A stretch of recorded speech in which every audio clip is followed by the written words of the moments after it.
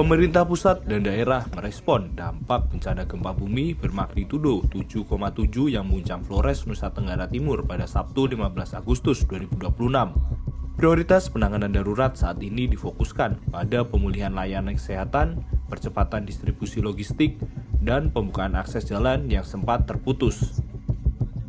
Menteri Koordinator Bidang Pembangunan Manusia dan Kebudayaan Pratikno bersama Kepala Badan Nasional Penanggulangan Bencana Suharyanto bertemu pengungsi dan meninjau fasilitas publik yang rusak di Kabupaten Manggarai.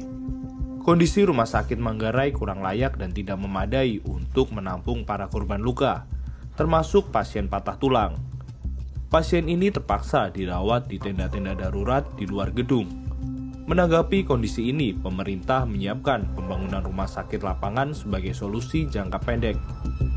Kita melihat pertama ini masalah penanganan korban, luka-luka, ada patah tulang dan lain-lain di sini. Kita tahu bahwa rumah sakit ini sudah kurang layak digunakan, makanya tadi banyak tenda-tenda di luar. Dan tadi Pak Menkes sudah berkomunikasi terus dengan Pak Kepala BNPB, dengan saya, dengan Pak Menteri PU. Pertama adalah bahwa layanan kesehatan harus disiapkan segera, oleh karena itu rumah sakit lapangan dalam proses untuk disiapkan.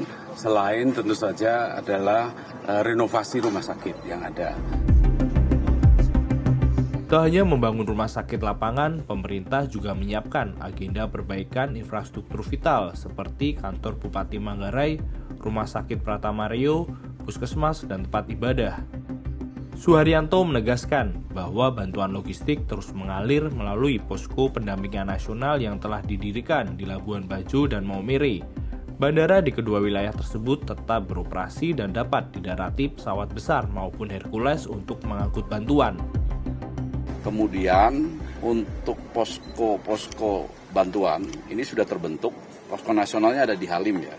Di sana menghimpun semua kebutuhan logistik yang diperlukan dan barang bantuan Bapak Presiden yang tadi disampaikan oleh Bapak Menko sudah masuk ke NTT dan ke Maumere. Jadi sebagian di Labuan Bajo, sebagian di Maumere dan sudah dibagikan ke masyarakat. Bahkan di samping 50.000 paket itu, Pak Presiden menambah lagi 45.000. Paket sembako yang ini akan segera dimasukkan ke NTT. Kemudian dari kementerian lembaga, BNPB, dan semua unsur di bawah koordinasi Bapak Menko PMK, ini semua kebutuhan tenda, permakanan, dan lain sebagainya juga sudah bergerak. Di samping yang Bapak Presiden tadi bergerak, besok pagi dengan pesawat kargo, kebutuhan-kebutuhan tenda ini sudah akan masuk ke NTT.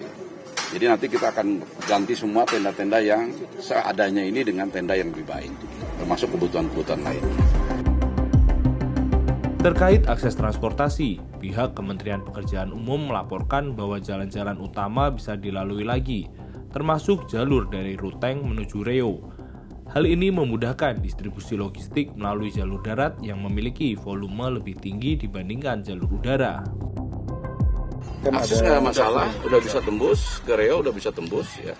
Mungkin tidak semulus sebelum terjadi gempa, tapi dengan kendaraan biasa udah bisa sampai sana. Kalau yang ke ND itu kan airportnya masih ditutup ya untuk masih pemulihan ya Pak? ND kami tidak terlalu mempermasalahkan karena yang dua yang bandara itu Labuan Bajo bisa, Maumere bisa. Nah, ini yang paling penting karena Maumere dan Labuan Bajo itu bisa didarati pesawat besar. Dan Maumere sudah didarati Hercules dan pesawat BNPB tadi. Jadi udah terbuka.